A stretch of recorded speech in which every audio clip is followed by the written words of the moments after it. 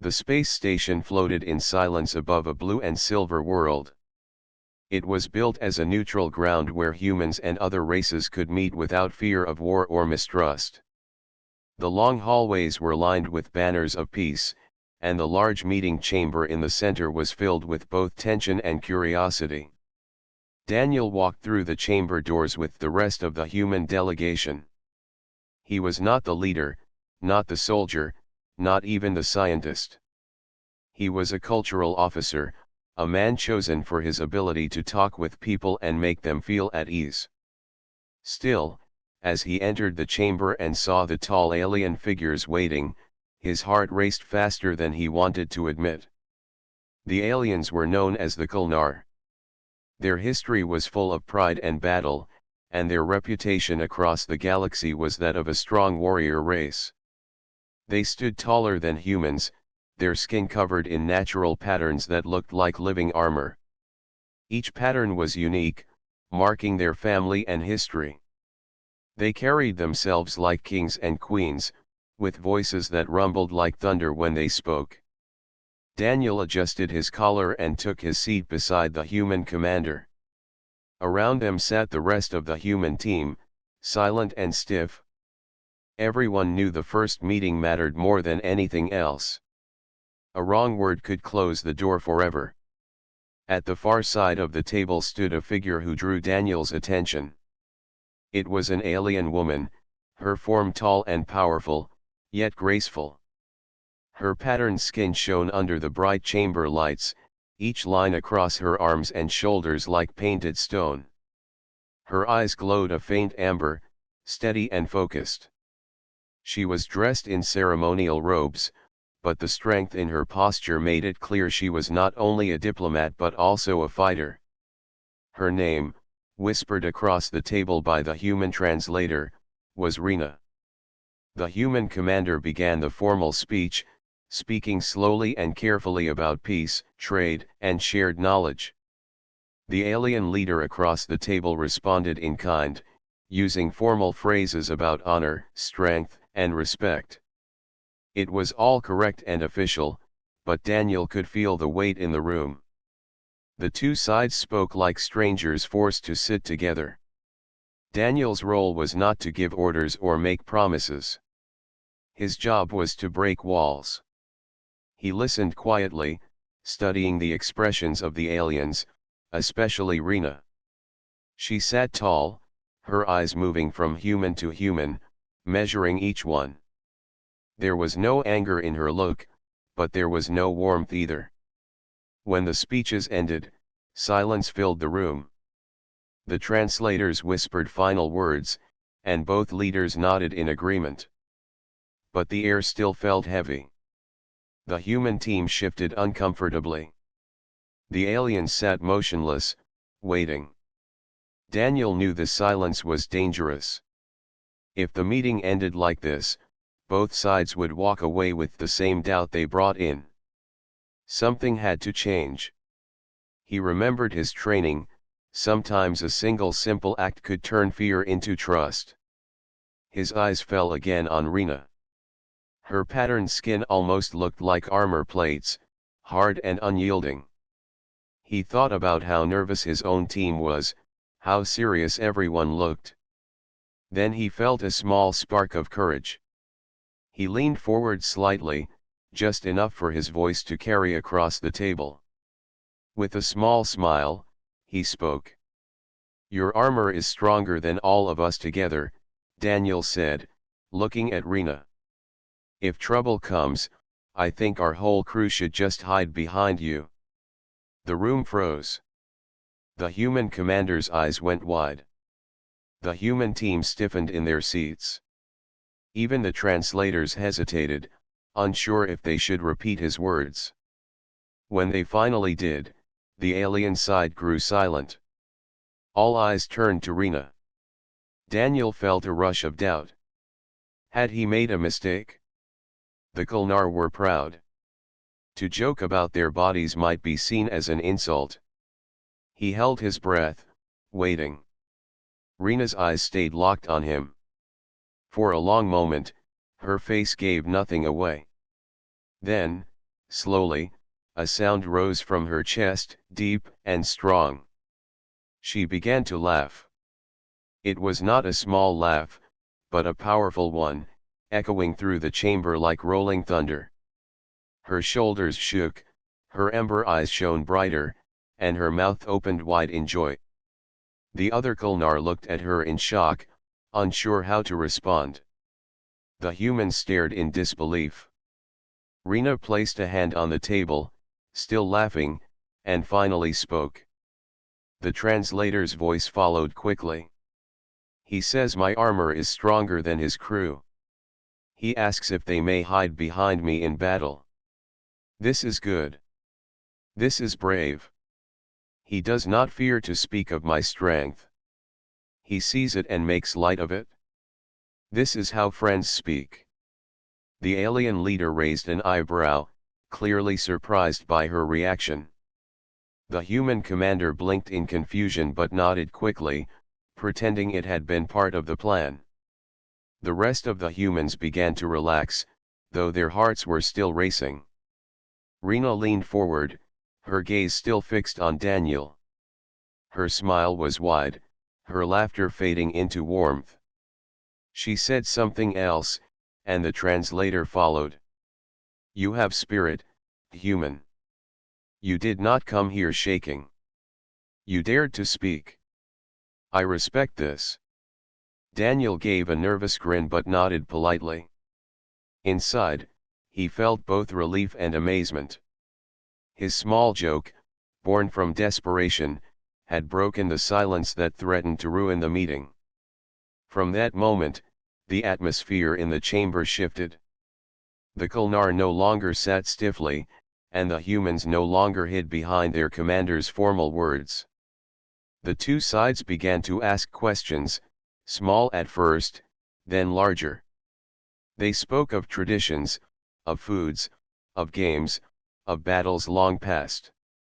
The tension melted away, replaced with curiosity. Throughout it all, Rena kept glancing at Daniel, as if measuring him in a new light. He had shown courage not with strength, but with humor. In her culture, that meant something rare. When the session ended, both sides stood and exchanged respectful bows. The human commander left the chamber with relief in his eyes. But Daniel lingered a moment longer. Rena was waiting by the door. She looked down at him, her towering form casting a long shadow. Her voice rumbled like stone, yet carried amusement. The translator quickly repeated her words. Human Daniel. Your words today were strange, but strong. In my people's way, we do not laugh with enemies. We laugh only with those we may call friends. Daniel's smile grew wider. Then I am glad to have made you laugh. Rena's eyes glowed warmly for the first time. She gave a small nod, then turned to leave with her people. Daniel watched her go, his mind racing with questions about what had just begun. The meeting had not only succeeded. It had opened a door no one expected. The space station's chamber grew quiet again after the first meeting. But the silence was no longer heavy with fear. Instead, it carried something different, something lighter. Both groups left the room with more curiosity than caution. Daniel walked behind his commander as the humans returned to their assigned quarters. The commander gave him a sharp look, but it was not filled with anger. It was mixed with surprise. You took a dangerous step, the commander said once they were alone. But I will admit, it worked. You broke through. The aliens liked it? Daniel nodded. Sometimes a small joke works better than 100 serious words. The commander shook his head but allowed himself a faint smile. Well, be careful. Their pride is sharp. One mistake could change everything. Daniel knew the commander was right. Yet deep inside, he felt the moment with Rena had opened a path that speeches could never have achieved. That night, Daniel lay on his bunk, staring at the ceiling of the quiet human quarters. His thoughts kept returning to Rena's laugh, strong and real, echoing through the chamber. He remembered the way she had called his words brave instead of foolish. He wondered if she would remember him after the meeting or if he was just another human face among many. The next morning, both delegations were invited to a neutral dining hall. Long tables were filled with food from different worlds. Humans carried trays of bread, fruit, and cooked meat. The Kulnar brought large bowls of steaming grains mixed with glowing roots from their home world. The room felt less formal than the chamber, but still filled with tension. Each group sat mostly with their own kind, whispering among themselves. Few dared to cross the invisible line down the center of the hall. Daniel arrived a little late, carrying a small plate of food. He saw the humans sitting stiffly at one side and the Kulnar sitting proudly at the other. Then his eyes found Rena. She was seated among her people, but her eyes were scanning the hall. When she saw Daniel, her ember gaze brightened slightly. To his surprise, she raised a hand and motioned for him to come. The human team noticed. The commander frowned but gave Daniel a small nod, as if to say, "Go, but be careful." Daniel walked across the hall, feeling the eyes of both humans and Kulnar on him. He stopped at Rena's table and bowed slightly, unsure of the correct gesture. She gestured to the empty seat beside her. "Sit," the translator whispered into his ear through the small device. "She invites you." Daniel sat down. The Kulnar at the table stared at him with unreadable faces. Some looked curious, others doubtful. Rena, however, wore the same amused expression she had shown after the meeting. She placed a bowl in front of him, filled with steaming food from her world. It smelled strong, earthy, and sharp. "Eat," she said through the translator. "It is food of my clan. If you eat it, you show respect." Daniel picked up the spoon and tasted it. The flavor was strange but not unpleasant. It was heavy, with a warmth that spread through his chest. He nodded with a small smile. "It is good." The other Kulnar watched carefully. One of them, a tall male with deep red patterns across his arms, spoke something in their language. The translator quickly explained. "He says humans are soft. He says you will not like the food." Daniel looked at him, then back at Rena, and smiled again. "Then he has not tasted human coffee. That would break him." Rena burst into laughter again. Her laugh was deep and full of life, shaking the table. Some of the other Kulnar gave small chuckles, though most simply looked confused.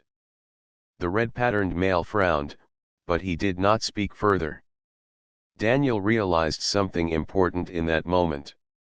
The Kulnar did not expect humans to meet them with humor. They expected fear or stiff respect. But humor broke walls faster than fear ever could. Rena leaned closer. Her eyes shone as she spoke slowly, her voice low but strong. "In my people's way, laughter is a gift. We do not laugh with strangers. We laugh with family, with friends, with those we may fight beside. You made me laugh. This means something." Daniel felt warmth in his chest. "Then I am glad. It means I did not offend you." "You could have," she admitted. "If another had spoken your words, I might have taken offense. But I saw no fear in your eyes. You spoke with honesty. And honesty is strength." The rest of the meal passed in small exchanges. Rena asked about Earth, its mountains, its seas, its many nations. Daniel asked about the Kulnar homeworld, its endless deserts and tall stone cities. Both spoke with curiosity rather than judgment. Slowly, Others at the table began to join in. By the end of the meal, Daniel realized something incredible.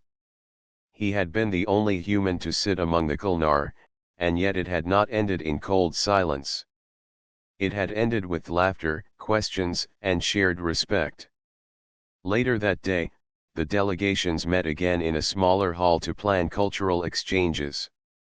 The human commander suggested showing Earth's music, while the Kulnar leader suggested displaying their warrior dances. Both sides agreed politely, but the energy was still stiff. Then Rena stood and spoke. Her words carried across the room with strength, and the translator repeated them for the humans. I wish to show the humans our training. Let them see how we move, how we fight, how we live. And I wish this human Daniel to join us, to test his spirit among us. The hall grew silent. Daniel's eyes widened. The commander looked at him with alarm. You cannot, the commander whispered. They are too strong. You will be hurt. But Rena's gaze was steady. She was not mocking him. She was inviting him. And Daniel understood what it meant. If he refused, the bridge between them might weaken. If he accepted, he could show that humans were not afraid to stand beside them. Daniel took a slow breath and nodded. I accept. The translator repeated his words, and the Kulnar murmured in surprise. Some looked amused, others doubtful. But Rena's smile returned, wide and bright. Good, she said. Tomorrow, you will stand with us. That night, Daniel lay awake again, his heart pounding with both fear and excitement. He was no soldier, no fighter. How could he stand in the training grounds of a warrior race? Yet he remembered Rena's words. Honesty was strength. Humor was trust. Perhaps, he thought, the test would not be about muscles alone. And so, as the station lights dimmed and the galaxy turned quietly outside the windows, Daniel prepared himself for what was to come. A new chapter was opening, and he was at its center. The next day began with bright lights across the station, shining down the long halls and echoing through the metal walls. The human crew gathered early, their faces filled with worry. Daniel stood among them, his hands tight at his sides, his mind racing with questions. He had agreed to something that none of them would have dared. The commander placed a hand on his shoulder. Daniel, you must understand. The Kulnar do not play when they train. They will test you as they test each other. They may not see your limits the way we do. Be careful. You are no soldier. Daniel nodded. I know. But if I walk away now, we lose everything. They will think humans are only talk. I cannot let that happen. The commander sighed, then gave a slow nod. Then remember this. You do not have to beat them. You only need to show them you will not break. Together, the human team walked toward the Kulnar training grounds inside the station. The large hall had been refitted with strange equipment, tall stone-like pillars, heavy metal weights, and long lines drawn across the floor for combat drills. The air carried the scent of heated stone and sharp oils, the smell of warriors preparing themselves. Dozens of Kulnar stood ready, their bodies tall and proud, their patterned skin glowing faintly under the lights. They wore simple training clothes, yet even without armor, they looked powerful. Their eyes turned toward the humans as they entered, some filled with curiosity, others with doubt. At the center stood Rena. She raised her hand, and the hall grew quiet. Today, she said, her voice booming and steady, a human stands among us. He does not carry our strength. He does not bear our patterns. Yet he does not fear to walk into our circle. His courage deserves a place here. Let us see how his spirit moves. Her words were repeated in human ears by the translators, but the meaning was clear even without them. The humans stood nervously at the edge, while Daniel stepped forward into the circle. His heart beat so hard he thought it might be heard by everyone in the hall. The first challenge began. A Kulnar male with broad shoulders and dark blue markings stepped into the circle. He bowed slightly, then raised his fists. The crowd murmured. This was not a fight to the death, but a test of spirit and skill. Daniel raised his hands in a clumsy guard. He had seen combat drills back on Earth, though he was no fighter. The Kulnar male moved fast, striking with strong but controlled blows. Daniel dodged one, stumbled, then quickly remembered the commander's words. He did not have to win.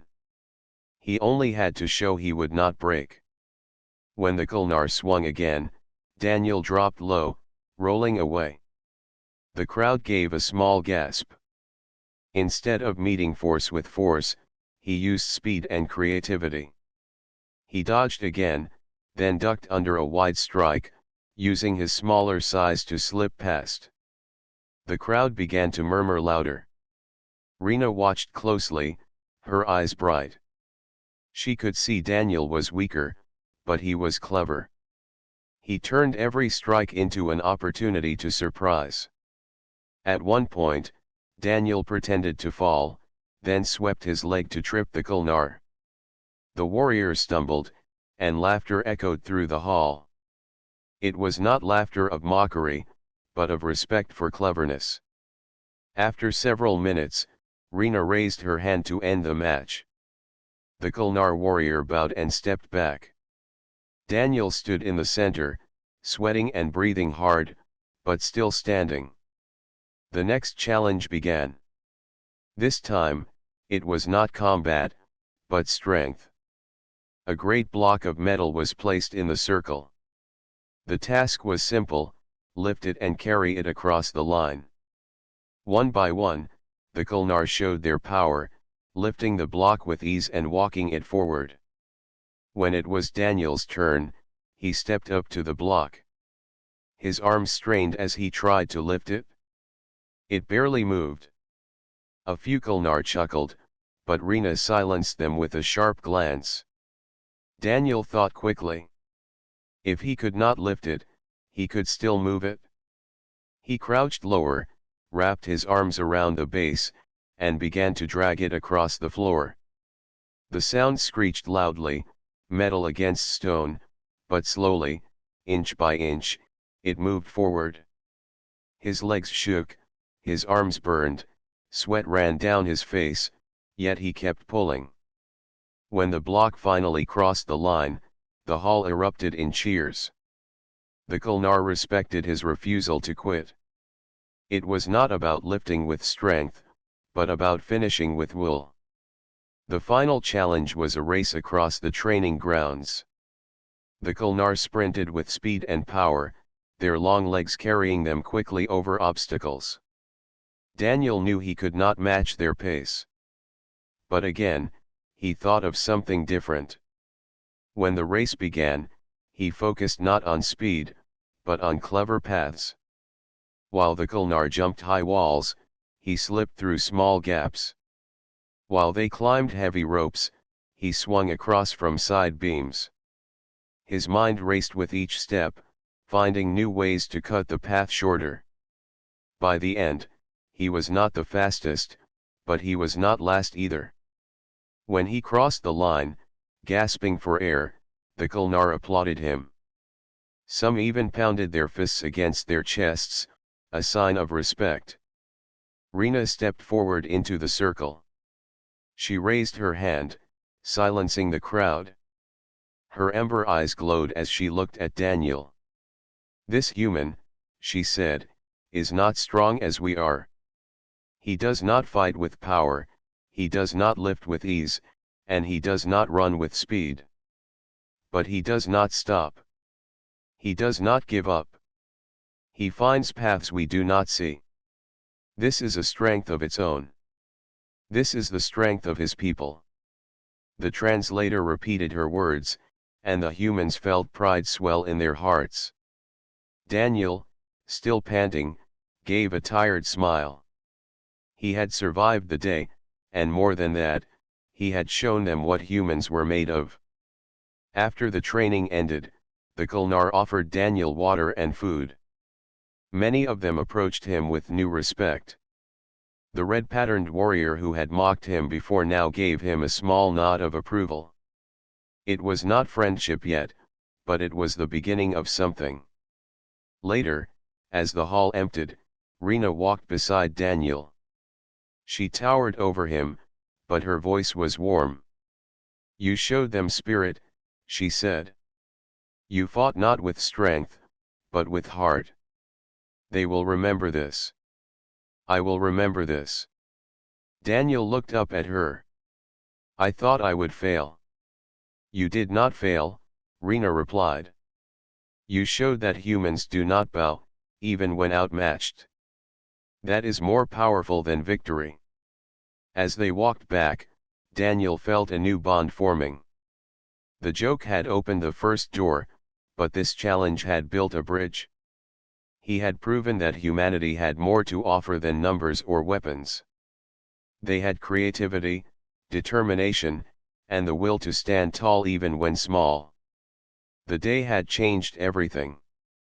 And though Daniel's body ached with pain, his spirit soared with pride. The training grounds still carried the sound of cheers in Daniel's memory. His body ached, his arms sore, but his spirit was lighter than ever before. He had stood among the Kulnar and proven that humans were not weak. He had shown cleverness, will, and courage. Even Rena's people, once doubtful, now looked at him with a new respect.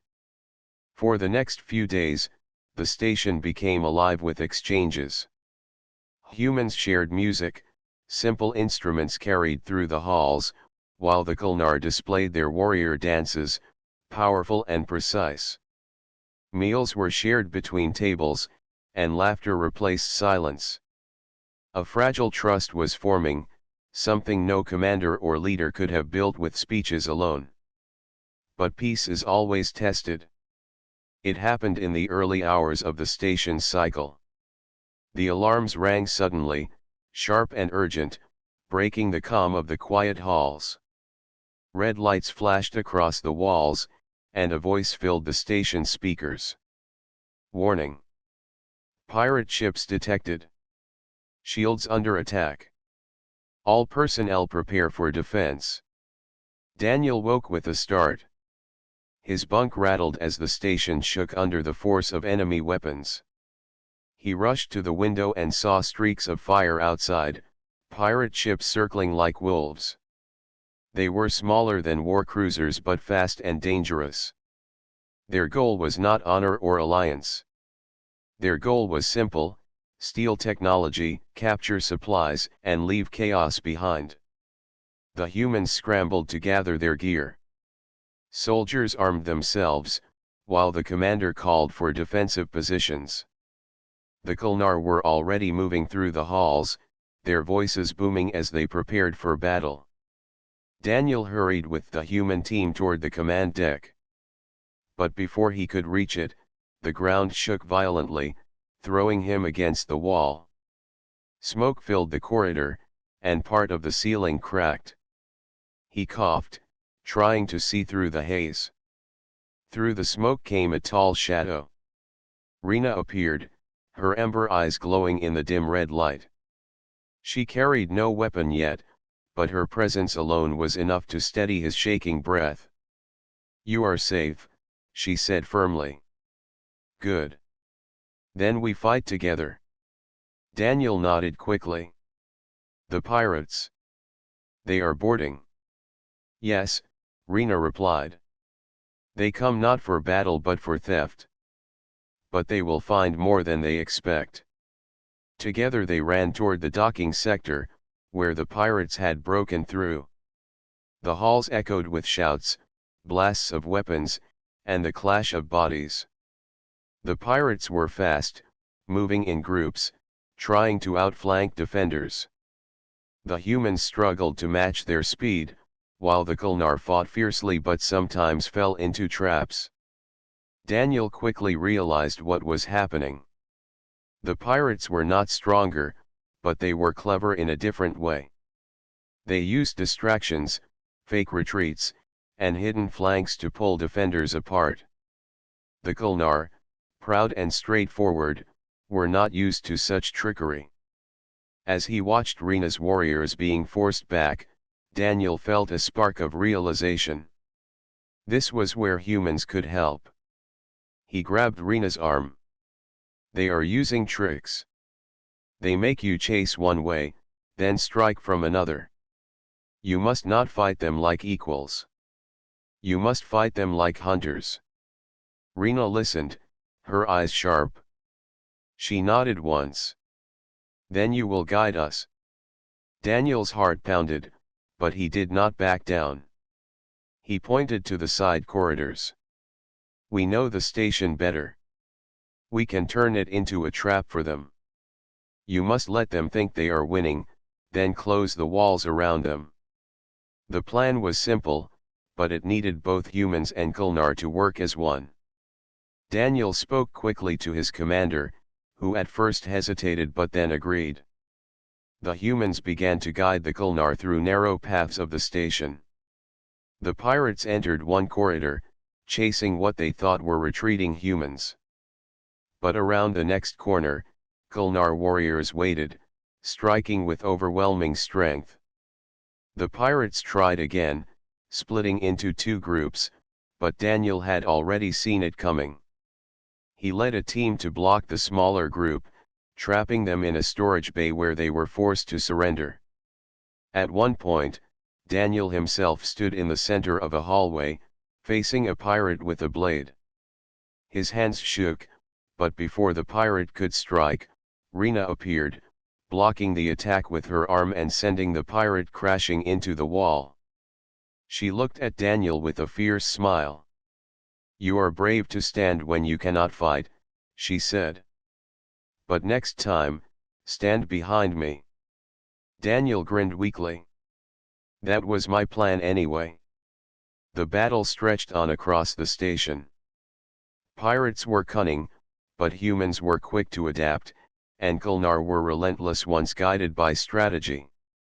Together they turned every corridor into a battlefield of clever traps and sudden strength. Slowly, the tide turned. Finally, the pirate leader realized his crews were trapped. His ship tried to break free of the station's defense grid, but the combined firepower of both human and Kulnar ships tore it apart. The remaining pirates surrendered or fled into the void. When the alarms finally silenced, the station was scarred but safe. Smoke filled the air, and injured soldiers were carried to medics, but the alliance had held. In the aftermath, humans and Kulnar stood side by side, bloodied but alive. The commander gave Daniel a long look, half stern and half proud. You are no soldier, Daniel. But today, you led like one. Rina stepped forward in front of her people. Her voice carried across the damaged hall. This day we fought together. We fought not as two sides but as one. The pirates thought us weak because we were divided. But they were broken because we stood united. This human Daniel saw what we did not. He gave us eyes where we were blind. His people are small in body, but their spirit is wide and sharp. They are worthy allies. Her words were met with heavy fists pounding against Kulnar chests in salute. The humans clapped and cheered, their fear replaced with pride. Daniel stood in the center, unsure of how to respond. He was tired, bruised, and overwhelmed. But deep inside, he felt something stronger than fear. He felt belonging. Later, when the hall had quieted and repairs had begun, Rina found him again. She walked beside him through the damaged corridors, her steps slow and steady. You spoke true in the chamber, she said. You spoke with laughter, and you showed no fear.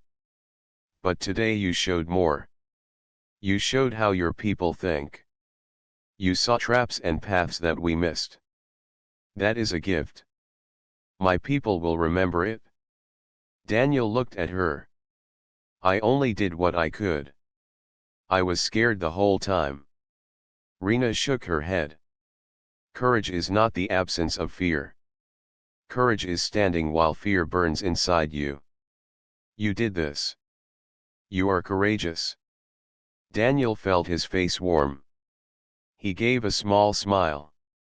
Then I am glad I had you beside me. For the first time, Rena's expression softened completely. And I am glad I had you beside me. As they stood in the quiet corridor, the sound of repairs echoing in the distance, Daniel realized how far things had come. A few days ago, humans and Kulnar had sat in silence, mistrusting one another. Now, they had fought together and saved each other's lives. The bridge between their worlds was no longer fragile. It was strong, built not only from words but from laughter, courage, and the fire of battle. The hall of the neutral station still carried the marks of the recent battle. Walls were scorched from stray blasts, and the smell of smoke lingered in the air. Repair drones floated across the corridors, welding broken panels and sealing cracks in the floor. Yet despite the damage, the atmosphere felt brighter than ever. Humans and aliens walked side by side, speaking to each other with new respect. The pirates had been defeated, and the credit for the victory was shared by both groups. Daniel sat on a metal bench near one of the wide observation windows. He looked out at the endless stars, his thoughts heavy but calm. He remembered how it had all started with a simple joke, a nervous attempt to ease tension. At that time, he had never imagined that it would grow into something this large. Now the aliens saw him not as a fragile human but as someone who could stand among them with courage and humor. Rena approached from behind, her tall frame casting a shadow across the floor. Her patterned skin caught the dim light of the station, creating shapes like living armor. She stopped beside him and looked out at the same stars. You sit quietly, she said in her deep, calm voice. Your people celebrate in the halls, yet you choose silence. Daniel smiled faintly. Sometimes silence feels louder than cheers. I like to think before the noise fades. Rena turned her head, studying him. You fought with courage, Daniel. You guided both our groups when danger was near. My people honor strength, but today we saw another kind of power. You think quickly, and you trust in others. That is rare. He shifted slightly, embarrassed by the praise. We survived because both sides worked together. Alone, we would have lost. It wasn't me. It was all of us. Her lips curved into what humans could only call a smile, though it looked sharper, almost fierce. You avoid credit, but my people know who lit the spark. When you first spoke to me, you made laughter where silence ruled. That moment built the bridge we walked upon during the battle. Do not deny it. Daniel chuckled. So it all comes back to one little joke, huh? She gave a slow nod. Yes. A small sound of humor changed the path of two species. That is something worth remembering. Later, a great gathering was held in the main chamber of the station. The humans lined one side, the aliens the other. The air buzzed with voices in different tongues, translators working hard to keep up. At the center stood Rena, wearing her ceremonial crest, a symbol of her people's warrior class. Daniel stood beside her, nervous under so many eyes. Rena raised her voice, deep and commanding. Today we speak not of battle, but of unity. The pirates came with fire and greed. They wished to take what was not theirs. Yet they met resistance they did not expect. They met humans who stood firm, even without the strength of great armor or the size of giants. They met Daniel. The crowd grew quiet. Every translator repeated her words across the hall. Daniel felt heat rising in his face, but he remained still. Rena continued. He used humor to break fear. He used thought to shape victory. He showed that courage is not always in muscle, but in mind and spirit. My people now understand that humanity is not weak. Humanity carries a different kind of power, one we respect. The hall filled with a steady rhythm of alien hands striking against armor, their version of applause. The sound was deep and thunderous. The humans joined with their own clapping, the two rhythms blending into one. Daniel looked around and saw pride shining in the eyes of both sides. After the ceremony, groups began planning future cooperation. Trade agreements, cultural exchanges, and defense pacts were all discussed. Daniel found himself moving from one meeting to another, answering questions and giving human views on unity. Though he was not a leader by rank, many treated him as a voice worth hearing. During one of the breaks, he and Rena shared a quiet meal in the station's dining area. The food was simple, but the conversation carried more weight. Rena leaned forward slightly. In my culture, laughter shared at the beginning of a bond is seen as a sign of loyalty that lasts beyond storms. Do you know what this means? Daniel shook his head. No. Tell me. It means that what started between us when you spoke your first words is not just a memory. It is a thread that will not break. My people will remember, and so will I. Her words carried a seriousness that Daniel felt deep inside. He realized this was more than friendship. It was the beginning of trust between entire species. He nodded slowly. Then I'm glad I made that joke. If it started something good, I don't regret it. Weeks passed. The station was repaired, and trade ships moved freely again. Humans and aliens trained together, learning each other's methods of defense and exploration. Daniel often joined Rena's group during practice. He was never the strongest, but he was often the most inventive, turning ordinary objects into tools for success. The aliens began to enjoy his unorthodox style, sometimes even laughing during drills.